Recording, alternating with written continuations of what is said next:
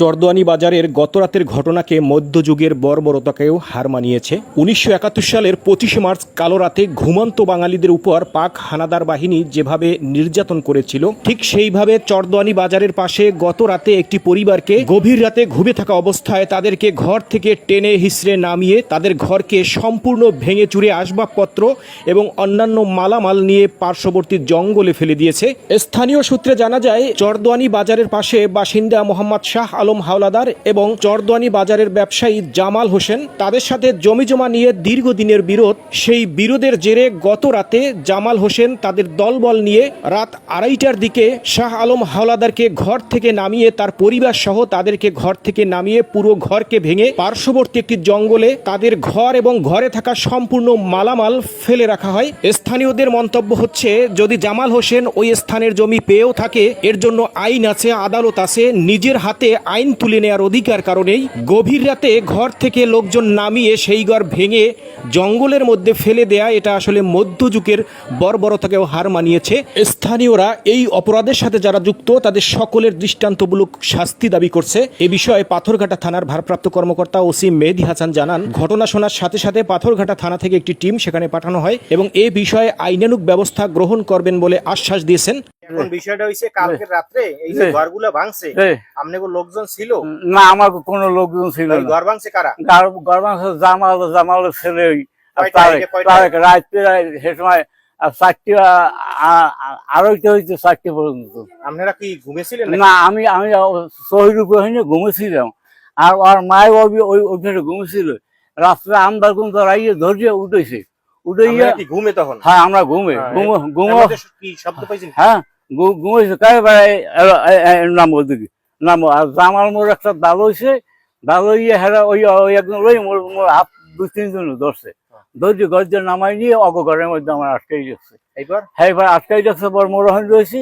আর এই এগোও নিয়েছে আবার ধরিয়ে। এইবার মোর একটা পুতুল বউ আছে, হেরাও নিয়ে মোর ওই ঘরের মধ্যে সব কইছে ওদিকে নামবে না, নামলে অসুবিধা। আমি করি মুই বুড়ো, আমার মুই নামি মুই কিছু করতে পারবো না, মুই করবো না, বেশ আপনারা যা করেন করেন।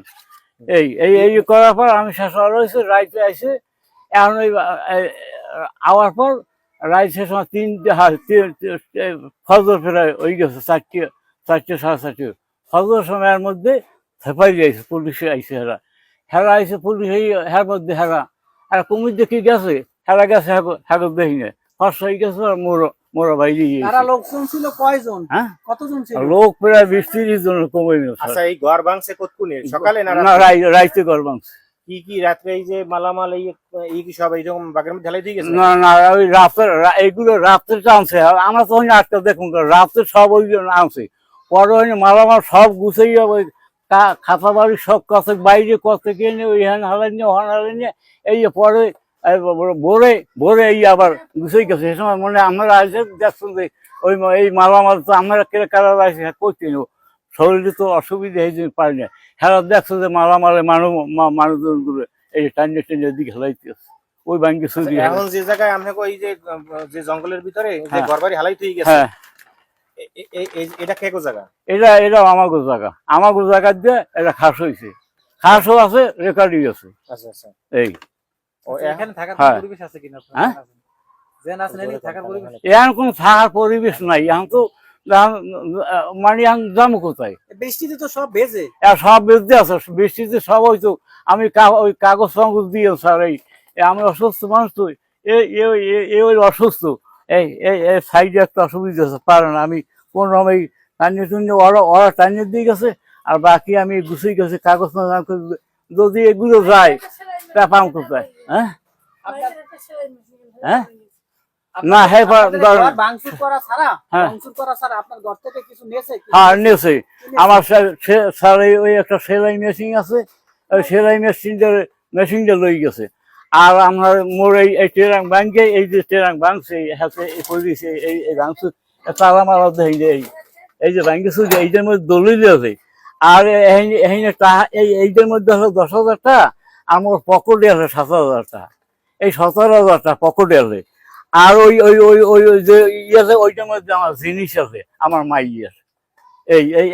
এই যে দেখি না। আর হ্যাঁ, এই গজুয়ের বাংশ জামাল, পারেক, এরপর ওই লোক আছে অনেক। এই হ্যাঁ লোকগুলো চেনেন আমি হ্যাঁ চিনলো সব সব প্রায় সব পিয়ার আছে, তারপর এই পিয়ার আছে, এরপর এই আরো এই এখানে পোলাপান অনেক আছে। আমরা তো ঘরের মধ্যেই, এটা ঘরের মধ্যে তো মুখ আটকা, মুখ তো সব আটকাই গেছে, আমরা দেখবো কেমন স্যার।